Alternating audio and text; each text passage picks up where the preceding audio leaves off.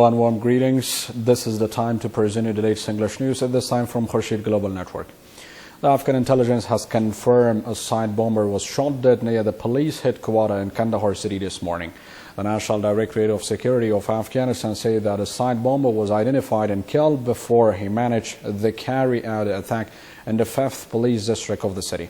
According to a statement by India's, the bomber was equipped with side attack vest and was shot dead by intelligence operatives around 11 a.m. local time. The anti-government or militant groups have not commented regarding the report so far. The scam says the anti-government or militant groups have constantly been attempting to carry out terrorist attacks in Kandahar city during the recent weeks. At least 30 militants were killed in 2 separate operations conducted by the Afghan National Security Forces, pounded militants in southern Uruzgan province in coordination with the Afghan Air Force. The Ministry of Defense said the militants were targeted in Dehrawood district of Uruzgan by the Afghan Security Forces. According to an operational update by Ministry of Defense, at least 17 militants were also wounded during the raids. At least 5 militants were killed in separate operations conducted in Ghazni and Farah province, MOD said, adding that 6 others were also wounded.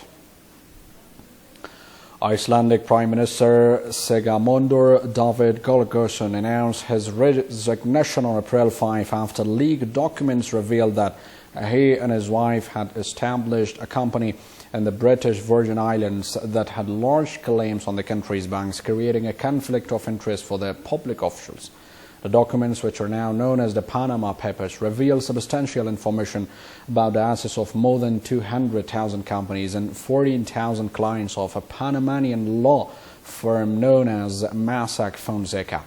Based on the leaked documents, the Prime Minister failed to disclose this involvement in a company known as Wentris Inc., which his wife Anne had off in 2007 using money she gained from the sale of her family's business.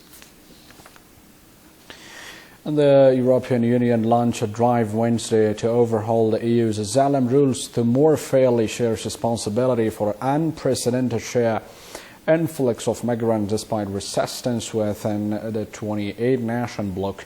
The European Commission, the EU executive, unveiled options to reform the rules 2 days after Greece began to expel migrants to Turkey under a controversial between Brussels and Ankara.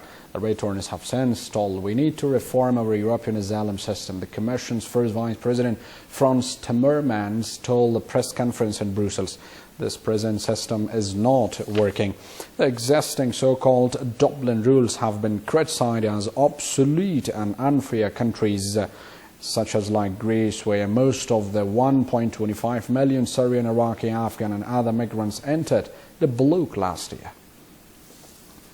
We have this much. That is it for now. Have a good night. Take care.